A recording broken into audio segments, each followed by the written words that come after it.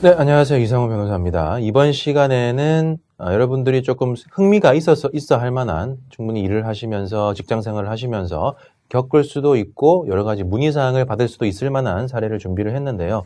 말하자면 이제 성희롱과 관련된 그런 사례를 살펴보면서 과연 이게 사람들이 말하는 성희롱이라는 것이 무조건 처벌되는 것이냐. 우리가 예를 듣기로 말하는 성희롱했다라고 한다면 이것도 무거운 죄야. 나 이거 고소할 거야 라고 이제 얘기를 하는데, 과연 그것들이 전부 처벌이 되는 것이냐부터 시작을 해가지고, 만약에 처벌이 되지 않는다고 한다면 나한테 성희롱을 한다거나 아니면 성적 농담을 한다거나 했을 때 가만히 참고만 있어야 된다는 거냐라고 하는 부분, 과연 어떻게 대처를 할 수 있는지에 대해서 살펴보도록 하겠습니다. 자, 그래서 사례를 먼저 보도록 하죠. 이거는 실제로 있었던 사례인데요. 대기업에서 일하던 누군가가 자기의 어떤 지위나 어떤 권한을 이용을 해서 부하 직원들을 수차례 성희롱을 하고요. 성적 접촉도 하고 했는데, 그것이 드러나게 되자 회사가 이 사람을 징계 해고를 했고요. 그런데 그 사람이 누군가는 자기가 과한 일을 한 적이 없다, 그런 적 없다, 내지는 징계 해고의 절차를 따르지 않았다라는 이유로 이 해고 처분에 대해서 취소 소송을 낸 그런 사안입니다. 자, 그래서 사례를 보도록 하겠습니다. 갑은 땡땡그룹 공채로 입사를 해서 땡땡카드로 배치를 받았고요. 위 카드회사 동부지점에서 지점장으로 승진을 해서 재직하고 있는 자입니다. 그래서 이제 만화에서 보는 것처럼 지점장이면 그 지점에서는 제일 높은 권한을 가지고 있는 거죠. 그러던 중 갑은 자신의 부하 여직원 A가 점심시간에 혼자 남아서 팩스를 이용하여 서류를 전송하고 있자 갑자기 뒤에서 A를 껴안아 그를 당황스럽게 하였고요.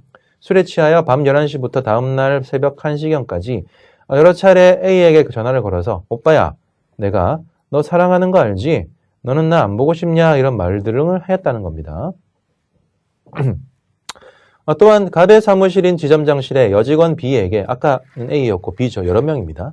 여직원 B에게 목과 어깨를 주물러 달라고 요구를 하고요. 여직원 C에게는 수차례 전화를 걸어서 집이 비어 있는데 놀러 와라, 이런 얘기도 하였고요. 직원 회식을 마치고 노래방으로 자리를 옮기는 도중에는 계단에서 갑자기 여직원 D를 껴안고 내가 너를 얼마나 좋아하는지 알지? 라고 말하면서 볼에 입을 맞추기도 하고요. 여직원이가 업무를 보고할 때는 성과가 좋다, 이렇게 얘기를 하면서 열심히 했다, 뽀뽀라고 하면서 얼굴을 들이대는 등의 행동을 하였습니다. 이가 휴가를 가겠다 이렇게 얘기를 하자 잘 다녀오라고 하면서 위 여직원을 껴안기도 하였습니다. 지금 A, B, C, D 벌써 몇 명입니까? 또한 온달 식당에서 회식을 하면서 여직원 F의 옆자리에 앉아서 귓속말을 하면서 그의 귀에 입을 맞추고 갑이 한 입 먼저 먹은 상추쌈을 먹도록 하였고, 회식을 마치고 식당 앞으로 직원들과 함께 나가는 과정에서 모여있던 직원들 중 여직원 D, F, G, G까지 나왔네요.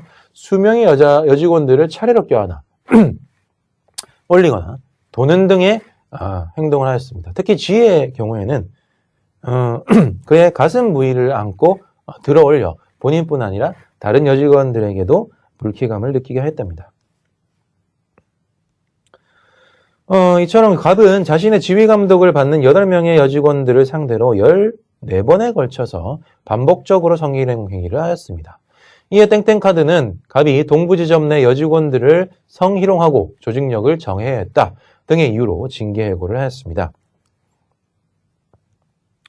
자, 이러한 해고 처분에 갑은 부당해고다, 내가 무슨 당연한 거다 라고 얘기를 하면서 구제 신청을 했습니다. 과연 갑의 청구는 받아들여질까요? 라는 문제죠. 자, 이 사안에서 중요한 거는 과연 이 갑이 8명의 여성들을 상대로 일단 성적 언동도 하고요. 불쾌한 접촉도 하고요. 그리고 뽀뽀도 했죠. 스킨십이라고 하는 이런 것들이 소위 말하는 성희롱에 해당하는지, 성희롱에 해당한다면 이 성희롱을 넘어서서 형법이 규정하고 있는 강제추행이나 추행행위, 중강제추행 아니면 강간이라든지 이런 법 처벌행위, 형법상 범죄행위에도 해당할 수 있는지 생각을 한번 해보고 보도록 하겠습니다. 그럼 성희롱이 뭐냐? 성희롱이란 일반적인 개념을 말하는 거예요. 일반적인 개념에서 성희롱이란 상대방이 원하지 않는 성적인 말이나 행동을 해서 상대방에게 성적 굴욕감이나 수치심을 느끼게 하는 행위를 말합니다. 법령에서 성희롱의 개념을 정의하고 있는 예는, 그러니까 성희롱의 개념은 이런 건데, 모든 법에서 아니면은 형법이나 처벌법, 특별법에서 성희롱을 규정을 해서, 야, 그러면은 성적인 말이나 행동했을 때 굴욕감이나 수치감 느꼈으니까 너 처벌해, 이렇게 규정하고 있지는 않아요. 법에서 따로 이런 경우에 이런 얘기를 하면, 이런 경우에 성희롱을 하면 처벌한다 라고 규정을 해야지 비로소 처벌이 된다는 겁니다. 말하자면 내 친구 누군가가 있는데, 초등학생 동창이 있는데 오랜만에 만났어요. 여자예요. 오랜만에 만나가지고 한다는 얘기가, 야, 너 되게 가슴이 커졌네. 옛날에는 되게 작았잖아 라고 얘기를 했다고 칩시다. 그 얘기는 듣기에 따라서는 성적 굴욕감이나 수치심 느낄 수 있죠. 그래서 그 동창생이, 야, 나 성희롱했지. 나 너 고소할 거야. 한다는 거죠.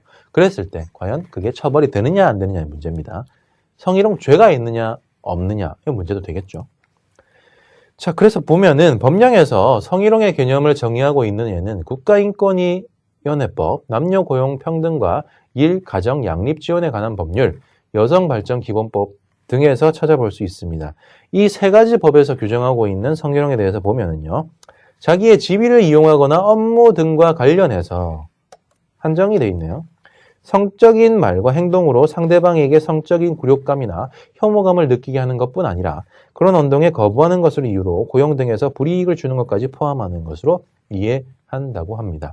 그러니까 이 세 가지 법에서 성희롱을 법에서 규정한 이유는 뭐라고 그랬죠? 처벌을 하기 위해서 내지는 제재를 하기 위해서 규정을 했다는 건데, 이 무턱대고 모든 그 성희롱에 대해서 제재를 한다고 보면은 그 고소라든지 그런 이제 그 신고가 남발이 될 우려도 있잖아요. 실제로 그런 의도로 말한 것이 아닌데, 어른들이나 같은 경우에는 오늘 되게 화장이 잘 됐네, 오늘 뭐 되게 이뻐요, 아니면 오늘 되게 섹시해 라고 이제 칭찬으로 얘기를 했는데, 듣기에 따라서는 나 이거 수치심 느껴, 굴욕감 느껴 라고 해서 모든 게 성희롱이라고 신고를 해버리면 그것도 문제가 있겠죠. 그래서 제한 규정이 있습니다.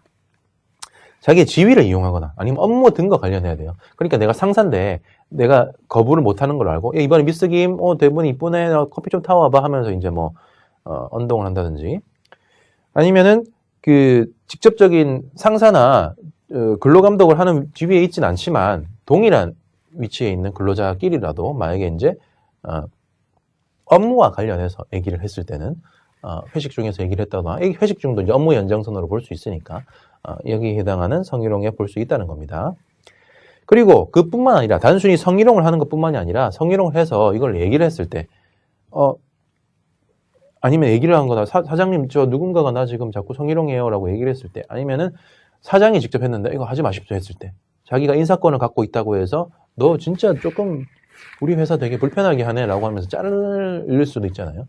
해고를 할 수 있다는 거죠. 그것도 이제 고용에 불이익을 주는 거니까 금지하는 것으로 해석을 한다는 겁니다. 자, 성희롱은 강간이나 강제추행 등과 같이 형사처벌의 대상이 되는 범죄와는 구별이 되고요. 단순한 친밀감의 표시와도 구별이 됩니다. 자, 그래서 1번 강간, 강제추행 이런 것처럼 형사처벌이 되는 대상, 범죄와는 구별이 됩니다. 그러니까 성희롱 죄 없다는 거예요.